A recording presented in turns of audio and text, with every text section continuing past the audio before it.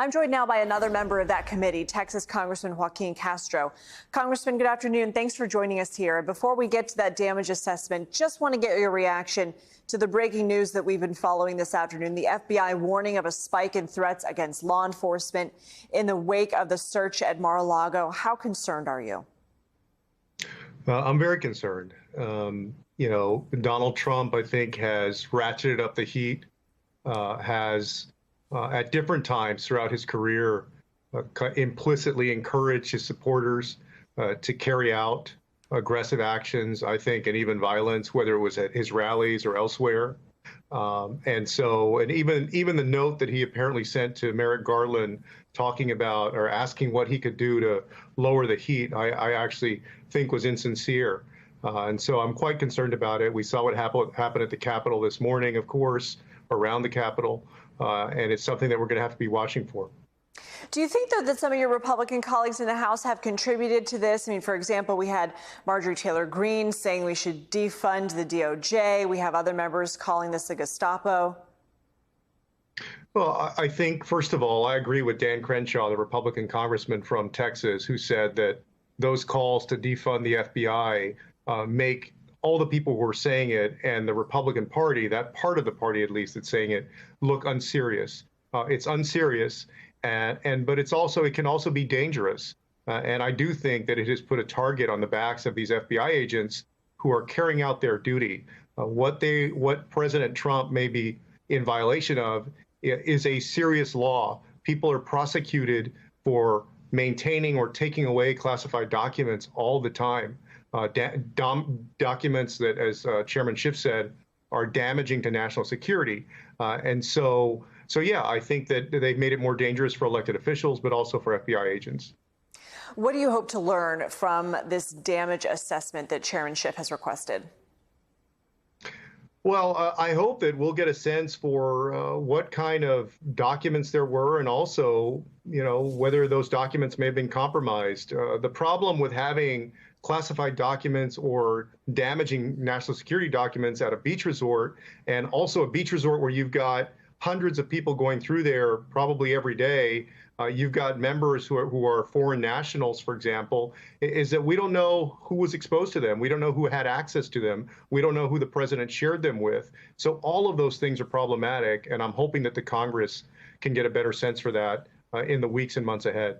NBC has a piece out quoting sources that say the chaotic nature of Donald Trump's exit from the White House contributed to sensitive documents being taken to Mar-a-Lago. But other people interviewed say is a pattern of doing this. What do you think about sort of the evolution of excuses that we're hearing from Trump and his supporters? Yeah, I mean, it really would be laughable if it wasn't so serious, right? The story keeps changing from, maybe they planted evidence at Mar-a-Lago and so forth, and now this idea that he somehow declassified all of those documents before he left. But the facts are that his lawyer, or his legal team at least, signed a document saying they had given back all of these classified documents to the National Archives or when they were asked. And we know that that's not the case now. And so that's been very troublesome. But, Donald Trump has never paid a price for what I think at different points in his career has been criminal conduct, whether it's fraud with his charity, for example, or his university. He's never paid a criminal price. And one of the ways he avoids is by changing his story over and over, and now marshaling the aggressiveness of his supporters to try to keep public officials from really honing in on him. Is this different, Congressman? I hope so. I hope that he'll be accountable. I know that if it was somebody else, they would be held accountable. I've been on the Intelligence Committee since 2016, so 6 years. And when we go in that secure facility, we can't have our phone with us. We can't even have a Fitbit. Nobody that's unauthorized to go in there can step foot in that facility. You've got to have a code to go in. So the idea that this guy, who was a former president, had these documents in his office or at his home lying around, where other people could access them, perhaps even without his knowledge, yeah, that's a very serious thing for the United States. I want to ask you, Congressman, about the passage of the Inflation Reduction Act. President Biden set to sign it this week. What part of it do you think will resonate the most with voters? Do you worry that people might not feel the impact of it immediately in a time that it could make a difference for Democrats in the midterms? I think that they'll feel it and they'll understand it here in the next weeks and months before the election. But I want to say it wasn't just about doing something good to win an election. These are things that Democrats have worked on for a long time. And when I spoke on the House floor, I picked out one part, because there are a lot of good things in this bill, one piece, which is the piece on insulin, especially for Hispanic Americans. Diabetes is a killer among Hispanic Americans. And this is going to cap the cost of insulin for seniors at $35 a month, but also will cap the out-of-pocket cost for prescription drugs at $2,000 a year. And so for a lot of our families who really don't ask a lot from government, they're humble, hardworking people that do their jobs and go home to their families, this is a big deal, and it'll be a lifesaver for a lot of people. Before we let you go, Congressman, I want to ask you about an encounter that Beto O'Rourke had with a heckler when discussing the Uvalde shooting this week. Let's listen.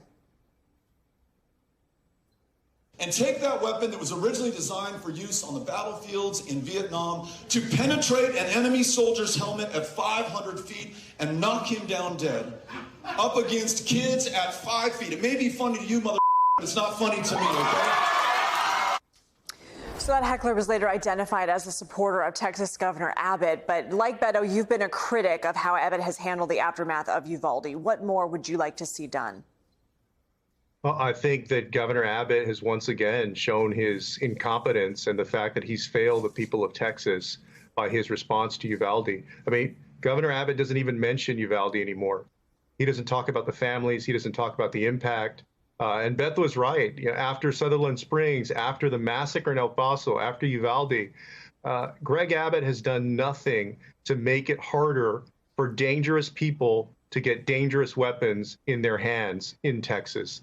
And so, you know, I think Beto is on track to win that race in November. He's making it very close already. I think Rochelle Gaudesa has a good chance of beating Ken Paxton, who is our indicted Attorney General right now, and Mike Collier's got a good chance to beat Dan Patrick for Lieutenant Governor, but mostly because these Republican leaders have failed the people of Texas, have demonstrated incompetence, and also have moved so far to the right. Ken Paxton is trying to make it so that you can't even save the life of a mother in a pregnancy where the pregnancy is threatening her life. They also have taken away the exception on rape and incest for abortion in Texas. I mean, more than 80% of Texans disagree with them on that.